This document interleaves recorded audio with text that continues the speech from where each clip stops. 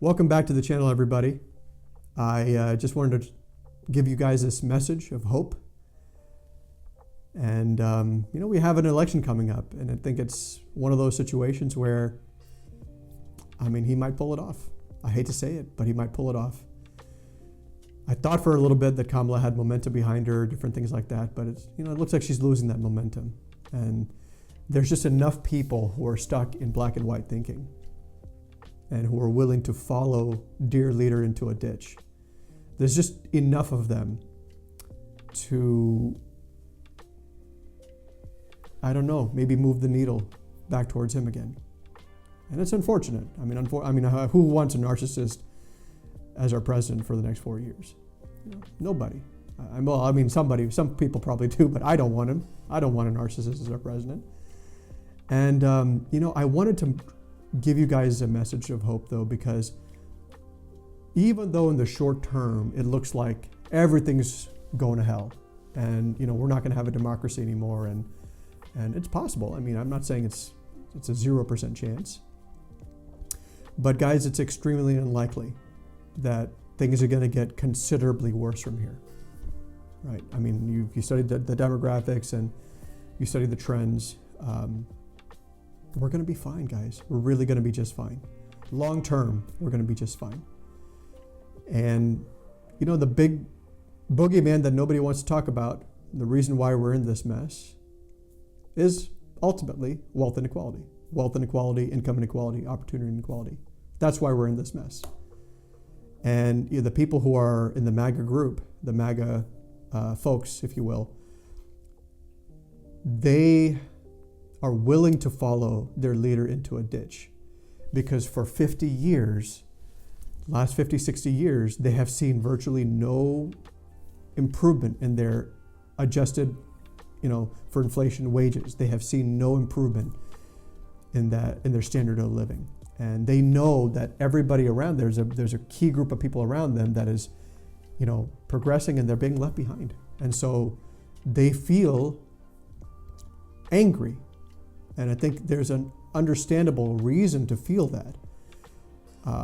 It's the wrong strategy because anger doesn't do anything for anyone. It just makes everybody angry. But, guys, we are going to address this elephant, this wealth inequality, income inequality. We're going to address it. People living paycheck to paycheck, 60% of us living paycheck to paycheck, working multiple jobs. This is going to be a relic of the past, guys. In my lifetime, I'm pretty sure in my lifetime, the, wealth inequality is going to become much less pronounced. Housing is going to become affordable. Nobody's going to be working, to the extent that they're working today. Nobody's going to be doing. That's going to be absurd in the future because, the gains are going to get shared more equally. Nobody wants to talk about it. In fact, even right now, Kamala is making an attempt to talk about it, but,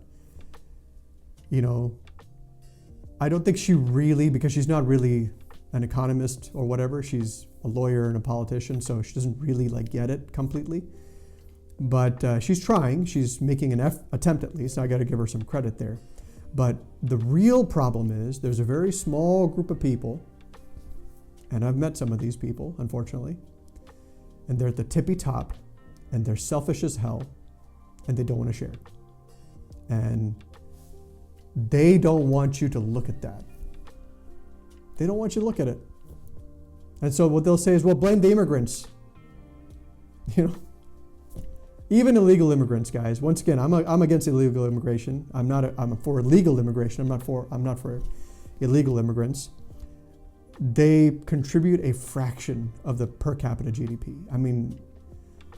What's worse, illegal immigrants or 40% of the country owning 1% of the wealth? What's worse? You tell me. Contrary to, what you might think that they might do, because, there's this argument, oh, well, they're giving us jobs. Trump is going to give us, all the billionaires tax cuts and, they're going to create jobs. They don't create jobs, guys.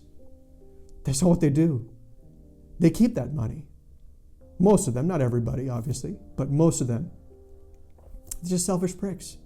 They keep that money. And one of my main objectives in bringing this to light is to help refocus the debate, refocus it, instead of saying, oh, let's talk about woke culture and let's talk about immigration and let's talk about women's rights and all that stuff. Guys, let's talk about wealth inequality. Let's talk about this small group of people that wants to keep us divided, right? And Donald Trump is not going to do shit to address that, guys. And if he gets elected, he will not do a thing. He'll just make it better and better for rich people, And great, I'm a rich person myself, fine. But there's going to be a lot of other people who are going to suffer. And I have a heart. Unlike some of those other idiots, I have a heart. And so the thing that's right for us, as a nation, is to really focus on an economy that works for all of us. Not just for the tippy top few, but for all of us. And so far, that isn't happening. And to see so many people, the MAGA folks, basically voting for somebody who's going to enact legislation that will be directly against their own interest is really sad. I feel sorry for these people. I don't think they have any clue what they're doing. I think they're just angry. They're just angry and their judgment is clouded. So, but guys, don't despair, right? I mean, Donald Trump is not anywhere near as bad as everybody makes him out to be. He's more of a buffoon than a real threat. I mean, a real threat is not Adolf Hitler. Adolf Hitler was a real threat. He wasn't just a narcissist, he was a psychopath. Hitler was. And, he also, by the way, couldn't admit that he was wrong. Ever. Even towards the very end, when the Allies were coming in from the West and the Russians were coming in from the East and they're going to meet in Berlin, just wipe Germany off the map, he blew his brains out rather than admit that he was wrong. And so that's a different level, guys. So Trump is not that. He's just not that. He maybe he wants to be that, but he's not that. And the best days of America, guys, once we address the big elephant in the room, which is the wealth inequality thing, the best days of America are ahead of us. I promise you. I promise you. I give it a 90% chance, that's pretty high, that the best days of America are ahead of us. Okay? So don't despair, no matter who wins. I mean, there's a guy, Alan Lichtman, out there who has predicted Kamala to win. I hope he's right, I really do. But, even if Trump wins, this is their last hurrah. This is their last hurrah. We're going to get out of this. We're going to be fine. And there's a light at the end of the tunnel, and we will make our way to that. It'll take some time, but long term, we'll make our way to that, and things are going to be just fine, guys. Don't despair. Be at peace about the whole process. Don't get angry. Don't get all worked up. Just be at peace. It's going to be fine.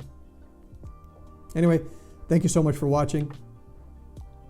Be good to another, be kind to another, be authentic, be intentional. I'll see you next time.